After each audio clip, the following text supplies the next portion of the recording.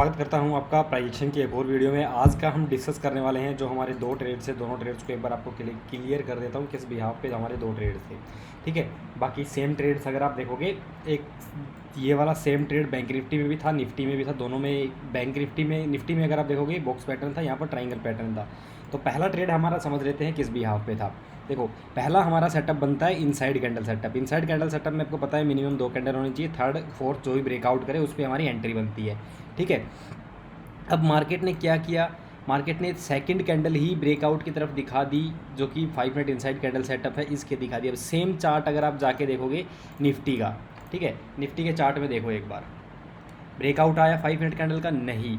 तो कन्फर्मेशंस आप कहीं से भी ले सकते हो, चाहे निफ्टी का बैंक निफ्टी से कन्फर्मेशन लो या फिर बैंक निफ्टी का निफ्टी से कन्फर्मेशन लो। अब same as it is first trade ना लेने का रीज़न आप लोगों को समझ में आ गया होगा। यहाँ पर ब्रेकआउट पहले तो 2 कैंडल होनी चाहिए, वो भी नहीं थी इनसाइड कैंडल सेटअप में। फिर मार्केट क्या करता है, सीधा ब्रेक डाउन करता है जो आज का सेम डे का लो था, और वो भी रेजिस्टेंस एरिया से सपोर्ट एरिया को डायरेक्ट ब्रेक डाउन। यहाँ से आपका अप्लाई होता है फेक ब्रेकआउट कॉन्सेप्ट। किसी भी रेजिस्टेंस से डायरेक्ट सपोर्ट को ब्रेक करता है फेक ब्रेकआउट, किसी भी सपोर्ट से डायरेक्ट रेजिस्टेंस को ब्रेकआउट करता है वो हो गया आपका फेक ब्रेकआउट, दोनों केसेस में। अब एंट्री कैसे बनेगी, रीटेस्ट पे एंट्री बना सकते हो, डायरेक्ट ब्रेकआउट आया और वहाँ पर भी कैंडल से कंफर्मेशन लेके, बट ऐसा कोई सिनेरियो मिला नहीं। अब फेक ब्रेकआउट कॉन्सेप्ट में हम बाइंग ट्रेड ज़्यादा ढूंढते हैं, बाइंग सेटअप मिल जाए वहाँ पर हम ट्रेड करेंगे। ठीक है, बाइंग सेटअप क्या था हमारा, मार्केट ने पहला एक बॉटम बनाया, ठीक है, फिर यहाँ पर देखो एक तो बॉटम हो गया, दोबारा यहाँ पर एक बार वापस से सपोर्ट लेके बाउंस बैक किया, और यहाँ पर अगर अभी 2 कैंडल देखोगे ना, 2 कैंडल सेम कैंडल से, ये वाली सेम कैंडल स्टिक का कंफर्मेशन, यहाँ पर एंट्री और थोड़ा बहुत टारगेट की तरफ गया मार्केट, बट हमारा इस साइड में एसएल हुआ था। ठीक है, अब हम आते हैं हमारी सेकेंड ट्रेड की तरफ। अब ट्रेड अच्छा था, कंफर्मेशन भी अच्छा था, सपोर्ट एरिया के आसपास भी था, पर एक चीज़ देखोगे ना, मार्केट डे हाई के पास जब भी रहता है बहुत रिस्क, बहुत ज़्यादा स्टॉप लॉसेस खाता है आपका मार्केट। अब ऑल टाइम हाई को अगर आपने कभी ट्रेड किया है, पहले भी ऑल टाइम हाई पे कभी भी गया है, सेटअप बनते हैं, उनके स्टॉप लॉसेस भी खाता है, बोथ साइड के स्टॉप लॉसेस हिट कराता है। ठीक है, अब बाकी अगर आप देखोगे सेकंड चीज़ जो हम देख रहे हैं, सेकंड ट्रेड पे आता हूँ मैं। सेकंड ट्रेड का क्या रीज़न था, अब यहाँ पर देखो फ्री ग्रुप में सारी चीज़ें डाल रखी हैं, लिंक मैं नीचे दे दूँगा, वहाँ से चेकआउट कर लेना, आपको समझ में आ जाएगा हर एक ट्रेड। बैंक निफ्टी में बॉक्स पैटर्न था ऐसा कुछ, ठीक है, आपको चलो एक बार दिखा भी देता हूँ, आपको थोड़ा और क्लियर हो जाएगा। मैं सिर्फ सेटअप एक्सप्लेन करूँगा आप लोगों को, कोई ज़्यादा टाइम वेस्ट नहीं करूँगा आपका। बैंक निफ्टी का चार्ट एक बार ओपन, निफ्टी का चार्ट ओपन करता हूँ मैं। निफ्टी में आपका ड्रॉ कर देता हूँ बॉक्स पैटर्न। बॉक्स पैटर्न आपका था यहाँ कहीं से, ऑलमोस्ट आपका बॉक्स पैटर्न था। ठीक है, अब देख लेना। बाकी देखो, पहले तो ब्रेकआउट यहाँ पर रैली करके रेजिस्टेंस एरिया पे यहाँ पर देखोगे तो यहीं पर क्लोज किया है। ठीक है, तो इसमें ऊपर सब रेजिस्टेंस एरिया ज़्यादा पास है, रिस्क टू रिवॉर्ड इस ट्रेड में मैच नहीं हो रहा, ना लेने का रीज़न सबसे बढ़िया। बाकी मेरे हिसाब से ये यहाँ कुछ ऐसे था ये। ठीक है, ये हमारा बॉक्स पैटर्न था, रैली करके ब्रेकआउट आया यहाँ पर, तो मैं क्लियरली मना किया था इस ट्रेड को हम नहीं लेंगे। ठीक है, नहीं लेने का साफ साफ बोला था कि इस ट्रेड में रिस्क ज़्यादा है। नेक्स्ट कैंडल ने हमारा स्टॉप लॉस खाया था, एग्जैक्ट यही हमारा बॉक्स पैटर्न था। ठीक है, आप देख लेना, बाकी फ्री ग्रुप में डाल रखे हैं सारे सेटअप्स जो भी बनता है, एक्टिव होता है नहीं होता है, सब कुछ बताता हूँ वहाँ पर। अब आ जाते हैं हमारे चार्ट की तरफ जिसमें हमने ट्रेड किया है। अब वहाँ पर डायरेक्ट ब्रेकआउट आया था। अब एंट्री अच्छी कौन सी होती है ये चीज़ भी आप लोगों को बताऊँगा। देखो, अब आप एक ट्रेड ले रहे हो एक रेजिस्टेंस एरिया के ब्रेकआउट से, अब कैसे ट्रेड लोगे, या तो मार्केट देखो इस रेजिस्टेंस सपोर्ट एरिया से चलता हुआ है, डायरेक्ट ब्रेकआउट कर रहा है तो रीटेस्ट पे एंट्री प्लान करो। ठीक है, दूसरा केस, मार्केट स्ट्रेट रैली करते आ रहा है, बड़ा ब्रेकआउट कर रहा है, ठीक है, बड़ा ब्रेकआउट करके रीटेस्ट करने आ रहा है, तो वहाँ भी कैंडल कन्फर्मेशन आपको होनी चाहिए। ये नहीं है, डायरेक्ट रैली का नहीं बता रहा हूँ, ये डायरेक्ट रैली का था, और ये अगर ऐसे करके भी ऐसे मार्केट आ रहा है और लंबा ब्रेकआउट दे रहा है तो रीटेस्ट का वेट करो।